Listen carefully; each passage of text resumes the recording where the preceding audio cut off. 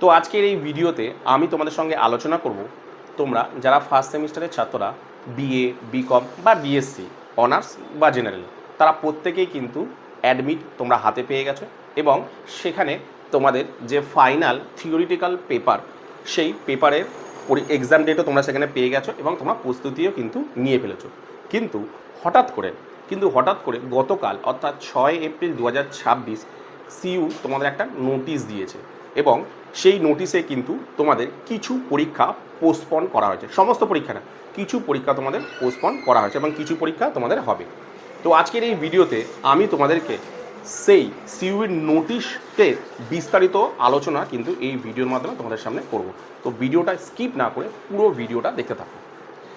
তো দেখো, তোমরা যারা ফার্স্ট সেমিস্টারে পড়ছো বিএ বিকম বা বিএসসি অনার্স বা জেনারেল তোমরা প্রত্যেকেই কিন্তু মোটামুটি অ্যাডমিট পেয়ে গেছো এবং সেখানে তোমাদেরকে কিন্তু এক্সাম ডেটও রয়েছে এবং সেই এক্সাম ডেট অনুযায়ী তোমাদের এই এপ্রিল মাসে তোমাদের যে থিওরিটিক্যাল পেপার সেই থিওরিটিক্যাল পেপার কিন্তু হওয়ার কথা ছিল। কিন্তু 6 এপ্রিল 2026 অর্থাৎ গতকাল সিইউ তোমাদের একটা নোটিশ জারি করেছে এবং সেখানে পরিষ্কার বলে দিয়েছে যে তোমাদের কিছু থিওরিটিক্যাল পরীক্ষা তোমাদের পোস্টপন করা হয়েছে আর কিছু পরীক্ষা কিন্তু হবে। কোনগুলো হবে আর কোনগুলো হবে না তোমাদের একটু বলি। দেখো, তোমাদের যে নোটিশটা দিয়েছে সেই নোটিশটাতে কি বলা আছে আমি আগে দেখি, দেখো বলছে সিইউ বলছে যে তোমরা যারা বিকম ফার্স্ট সেমিস্টারে অনার্স বা জেনারেল প্রত্যেকেরই যে কোনো স্ট্রিমে পড়ো কেন তাদের প্রত্যেকেরই তোমাদের যে থিওরিটিক্যাল পেপারের এক্সাম হওয়ার কথা এপ্রিলে, সেখানে যে থিওরিটিক্যাল পেপার এক্সাম হওয়ার কথা তোমাদের এই এপ্রিলে, সেখানে কিছু পরীক্ষা তোমাদের পোস্টপন করে দেওয়া হয়েছে।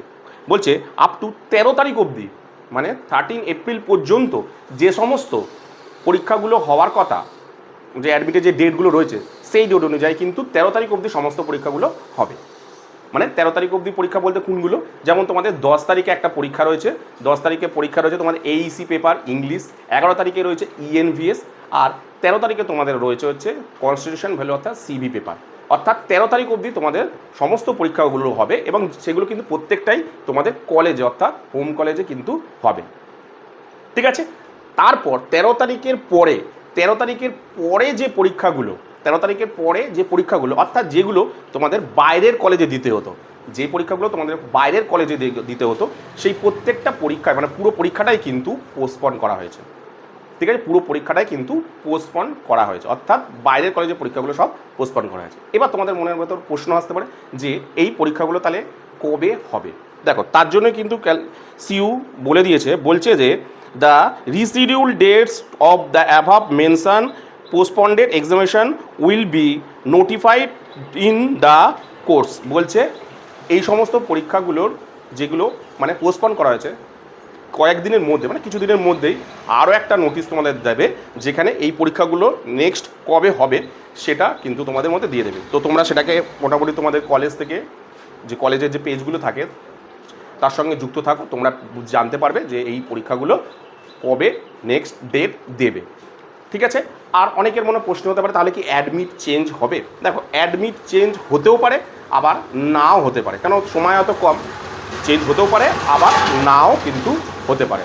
ঠিক আছে, এইবার তোমাদের সব থেকে গুরুত্বপূর্ণ একটা কথা তোমাদের বলে দিই, কি না অনেকেই মনে করছো এইটা জানার পর যে এক্সাম পিছিয়ে গেছে, এক্সাম এক মাস মানে ধরো 20 দিন বা 25 দিন ধরো পিছিয়ে গেছে, তোমাদের মনে হতে পারে মোটামুটি তোমরা তো প্রস্তুতি নিয়েই ফেলেছিলে, ফাইনালে প্রস্তুতি নিয়ে ফেলেছিলে, এবার মনে হচ্ছে যে না কিছুটা দিন সময় পেয়েছি, থাক আপাতত এখন কিছুদিন হালকা দিই, পরে আবার যখন পরীক্ষার ডেট আসবে 4-5 দিন আগে আবার পড়াশোনা করবো।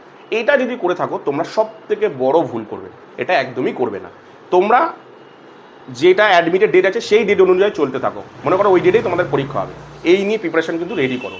ঠিক আছে, তাহলে কি দেখবে যে এই যে এক্সট্রা সময়টা পেয়েছো, সেই এক্সট্রা সময় আরও যখন পড়বে তোমাদের রেজাল্টটা দেখবে যা হওয়ার কথা ছিল আরও কিন্তু ভালো হবে পরীক্ষাটা।